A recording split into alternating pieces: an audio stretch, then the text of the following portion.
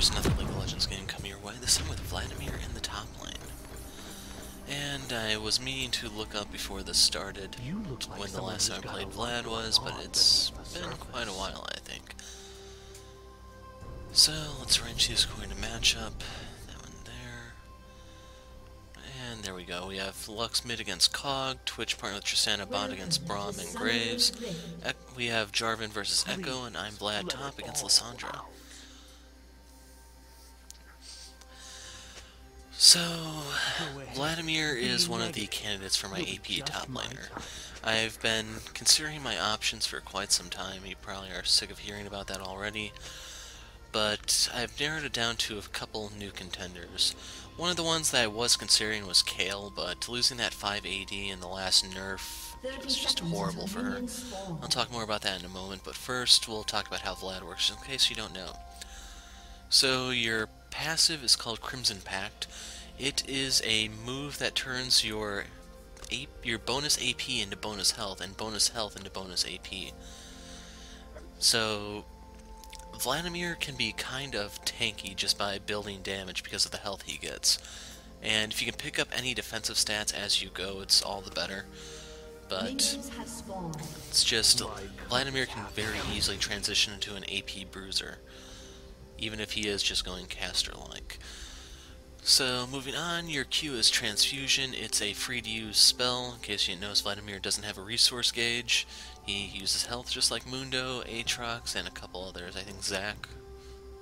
That might be the only 3 or so. Oh, yeah, did I say Mordekaiser? I don't know, but anyway, Transfusion free to use, does a nice little chunk of damage, and it heals Vlad based off of his AP. It has a flat healing amount with an AP ratio, so if you get a WOTA, you heal even more, and Vladimir just becomes this massive nightmare when you try to force him out of lane. You'll see what I mean for the most part as we progress here, but you can see that here I have to go up against my other top lane candidate. So moving on from your Q, your W is, I forget what it's called. Usually it's called the Troll Pool.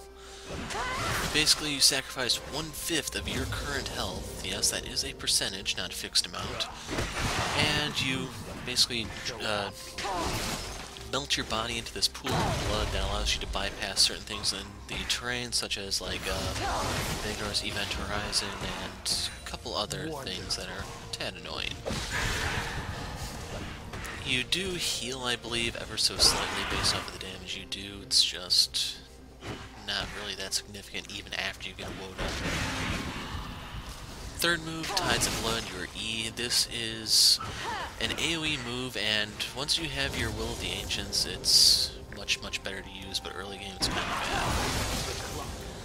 To put things into context for you, the cost of it goes up. This is your other move that has a cost. Just Vlad's W and E cost something. And the advantage of it is the more you use it, it stacks up until you get to 4 stacks. And the stacks will increase the damage dealt, it increases the cost of the spell, but it also increases the healing you get back. So, as Vladimir, once you build those up, you deal more damage, and conversely you heal more damage. So it kind of balances out. The thing is, you have to get that WOTA for that to actually matter, so that is going to be my first item in case you're wondering. And finally, your ult is Hemoplague. It's basically the closest thing to the DFG we have left in the game. So you throw out your plague, marking the enemies, and every enemy marked takes increased damage from any spells cast for something like 6 seconds. It's something like a 12% boost, and it goes up ever so slightly as you rank up the move. So after a certain period of time, once the mark is applied, it will then detonate, dealing enhanced damage. So you're probably wondering, what is the catch to playing Vladimir top in that case? Well, Vlad has a somewhat rough early game, and things do get better for him every time you put a point into your Q. So to put things into context for you, I believe at rank 1, Q has a 10-second cooldown. Now, the reason why this is a problem is, like, Vladimir's auto-attacking is kind of awkward. It's not very reliable to try to last hit with him. that way. And you can get used to it with practice, it's just one of the messier aspects of playing. And the good thing about your Q, though, is every time you level it up, the cooldown goes down by 1.5 seconds. And that's before CDR is applied. So you can go from 10 seconds all the way down to 4 seconds, I believe. And then you can get your 40% CDR, which is usually a good idea for Vladimir to get as close to 40 as you can, because with him you want to spam your spells. He is one of the characters that you can kind of put in the face roll keyboard category. So 4 seconds at 40%, that will shave off 1.6 seconds, bringing the cooldown down to 2.4. And once you have some AP, or at least some health to convert into AP through his passive, it becomes really, really hard to bully Vladimir. So to put this into context for you, even though I'm dealing magic damage here, in order for Lissandra to be able to kill me, she has to go Morelos, no exceptions. If she does not go Morelos, she's not killing me, period. Normally in this type of lane, you probably want to go for like an Athene's Unholy Grail, because it will boost her defensive capabilities against me, and therefore she might not die as miserably. But it's one of the things with Vladimir, you have to be able to inflict grievous wounds on him if you want to kill him. And the longer you wait to kill him, the more and more difficult it becomes, and it's especially hard once you reach level 9, because that's when transfusion will be maxed, and well, he's going to start sustaining like mad. To make things worse for you, the level he gets past that will increase tides of blood, and eventually Hemoplague, and it gets really annoying really fast. So that's the explanation for Vladimir. Going back to what I was talking about my search for an AP top laner, there are 3 candidates that I have in mind for people who I haven't played in. Well, I have played them in top lane videos, but they aren't part of the normal rotation. The first of which that was suggested was Lissandra. I put a video of her up against, I think it was Gangplank, and there are quite a few things that are crippling her. Number 1 is her slow movement speed. The woman is a friggin' glacier at 325, the lowest in the game, tied with Cog, Ezreal, and a few others. Vladimir, on the other hand, is sitting at 335, which is perfectly respectable and rather high for a ranged character. Point number 2, Lissandra's spells are extremely expensive. You look, she's completely out of mana right here. It's just really bad for her. She had to ult there, otherwise I could just ult her myself and then lay into her. And then the final straw that is working against Lissandra in my book is that her passive is one of the worst ones in the game. It's every 18 seconds you get a free spell cast. It's reduced if you CC an enemy through the use of a spell, but Rylai's doesn't count. So, to put this into context for you, at best you can probably hit 6 enemies, maybe 7 per wave, depending on siege minions there, and pretend you didn't hit an enemy champion, which will immediately shave something like a third of the time off of your passive. The thing is, that doesn't change at all. No way, shape, or form as you level up. It's always 18 seconds. And, like, the main problem Lissandra has is just running out of mana no matter what you build. Even though she is going to be going for her Morellonomicon here, you'll see that there are still plenty of times where she runs out of mana just because I can out-sustain her due to the heal on transfusion, the healing from the WOTA, and the part where I'm only gated pretty much by health, which goes away once I get the WOTA, and cooldowns. So I wouldn't necessarily say Lissandra is dead in the water, but there are a lot of things going against her. The good news for her in this matchup, though, is that her spells, I believe, are longer range than Vladimir's, so it's a little tricky for me to get those in person with her. Like right here, I forced her to peace out. But the other thing is, even though she's fairly immobile, the slows that she's able to inflict help her disengage. She does have the Glacial Path on her E to create some distance. And basically the only way I can kill her is by tower diving, which I will do, in case you're wondering. So another candidate that I was talking about at the start of this video was Kale.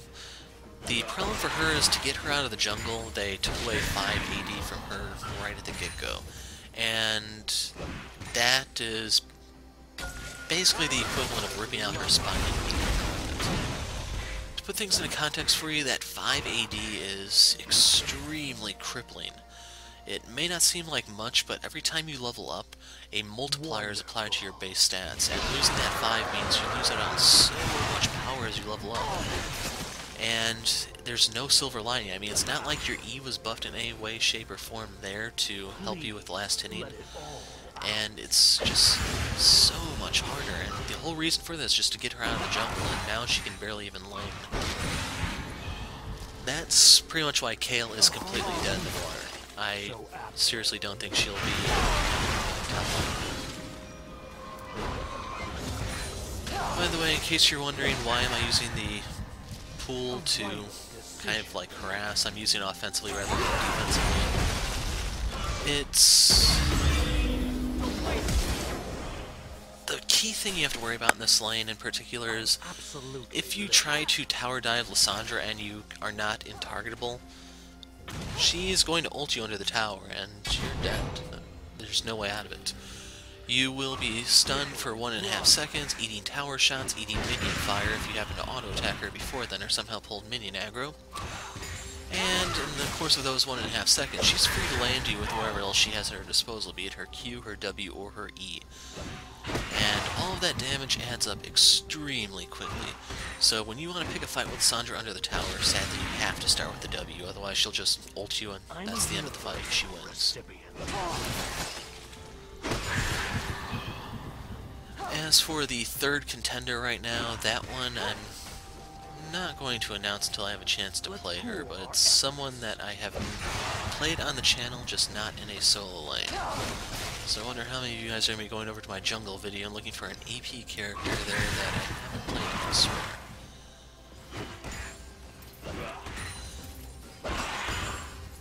But otherwise, with all that news out of the way, I can talk a little bit more about the lane matchup. You can see that my ult is off cooldown, I'm just slowly trying to poke her down. The only death I will sustain here is just when I'm trying to measure Vladimir's burst. Like right here's what I mean by I have to force her to ult herself. Luckily, the way Hemoplague works, it's delayed long enough to where once she gets out of the coffin, it'll still hit her, but she has to use it to basically avoid my Q and my E. And it's a tad rough at the moment. Once you get the WOTA and the Lucid Boots, that's a free 25% CDR, which in turn will allow you to do rotations more quickly. So the reason why I dropped that ward there is I wasn't quite sure if someone had snuck into the lane, if there's some sort of ambush coming my way. But you can see Lissandra had to back. She now has her Morellos, I believe, and I'm going to follow suit to go get my WOTA. Or I decided to stick around a bit longer, I'm not entirely sure why. But basically, my job here is to play the long con. The longer I can trade with her, the worse off it is for her. Basically, I just have to run her out of mana because her costs are so obscenely high, she cannot win a fight of attrition. And to make things worse, she doesn't necessarily have like the highest burst either, so... like, Lissandra would probably be good against melee types. It's just, when she runs into another mage, things can get really ugly really fast. Very important to take time to... So right here I'm grabbing my Lucid Boots and my WOTA. And just like that you can see my CDR has jumped significantly. And as a result I can get more and more transfusions out, and it's going to be a bit rough for her. Now, the problem I have from here is just, it's a little hard to get within her range to get my poke in. And due to her CC, she's pretty good at creating space. Like, you can see just how much I tore her apart there. Basically, I'm forcing her to go second item Abyssal Scepter, which... personally, I wanted to go second item Rylai's. And the reason for that is because it ties into Vladimir's passive. The Rylai's will give you health, which becomes AP, and then you get AP from it, which in turn becomes health. It's probably one of the single best statistical items Vladimir can get because of everything it gives him. And then the single target damage from your transfusion pretty much guarantees that you'll be inflicting the maximum amount of slow whenever the opportunity presents itself. My cup is empty.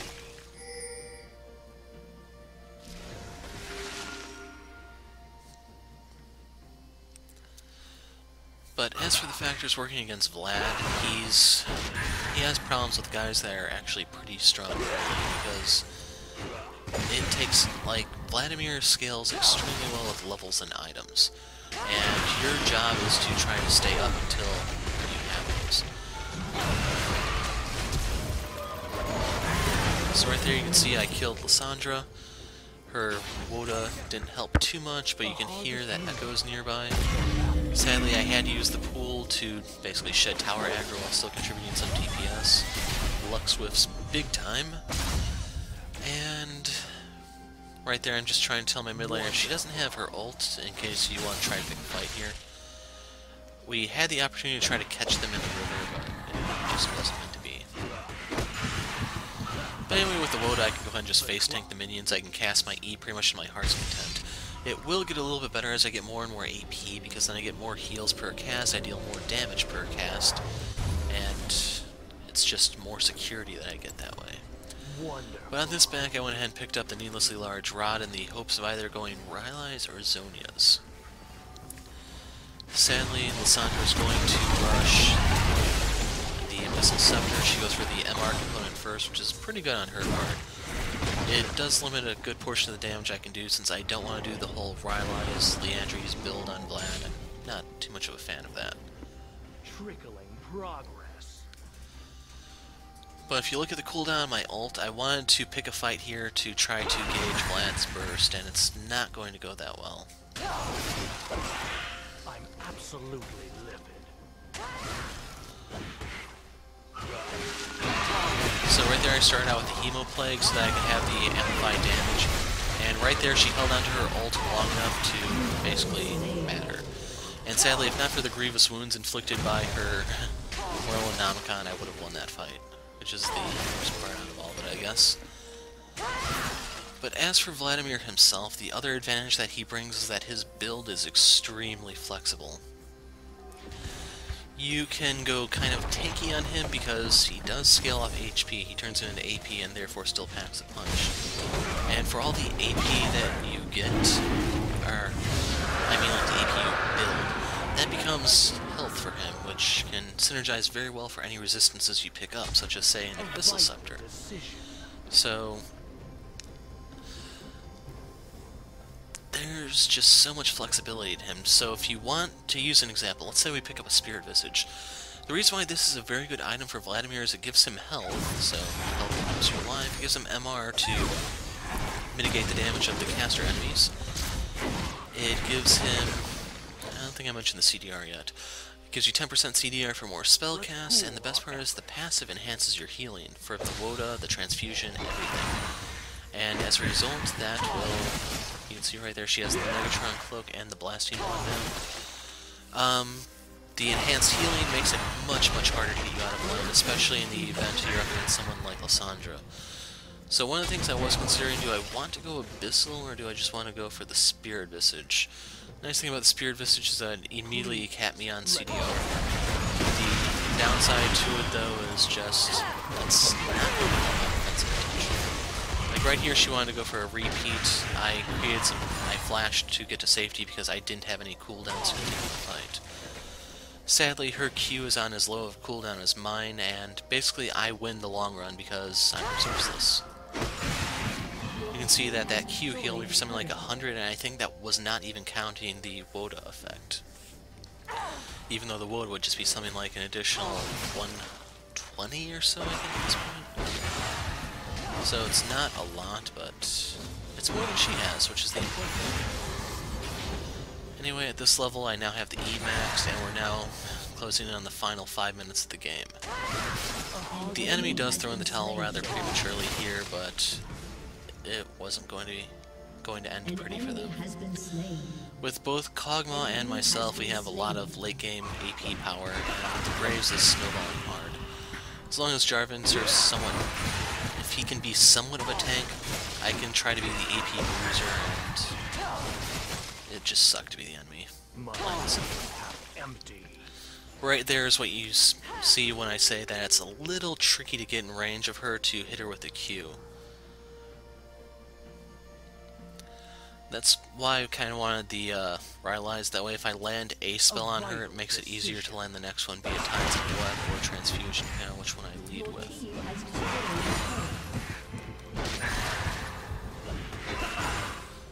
So Vlad is really good at split pushing because of his E.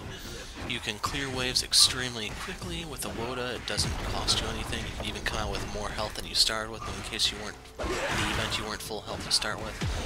And you can see what I can do to the tower. I can basically auto attack it, and as soon as my E comes up, just spam that to clear the wave. And look at my health.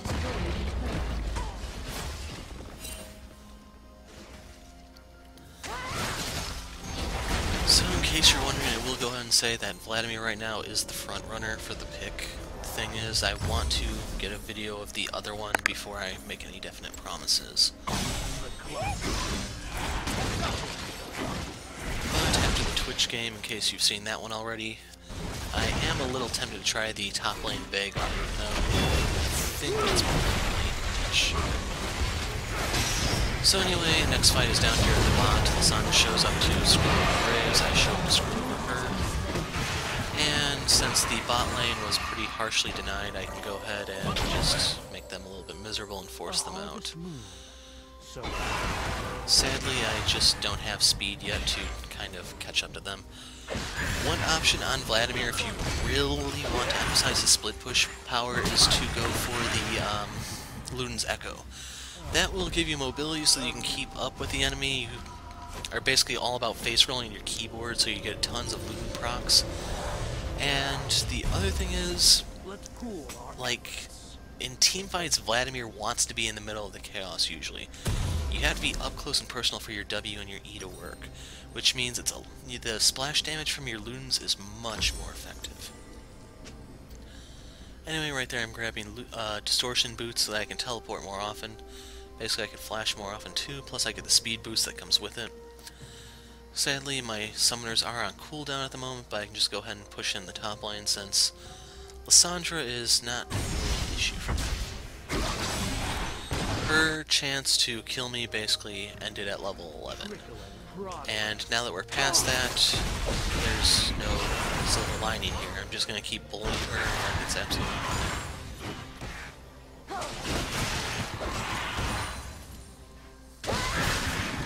So you can see she wanted to try to pick a fight with me, but after everything was said and done, I'm barely even hurt. I'm ready to keep going, and she already has to go back. So early on, the problem for her was just trying to fight me, she'd run out of mana. Now the problem is she's going to run out of health, which is exponentially worse than running out of mana. And despite all of her effort, I'm not even scratched. I'm more than willing to take the minions even at that. Anyway, final minute. You can see that Echo is closing in, but unfortunately for him on the other side is the Prince of Demacia. And to make things worse for them, we have Hog So right there I used the pool to dodge the stun from Echo. You can see that Lissandra is dead to rights. Echo would have died too if his ult didn't actually put him outside of the Cataclysm, and Lux fired her ult and then ran away because she realized what was coming her way if she stuck around.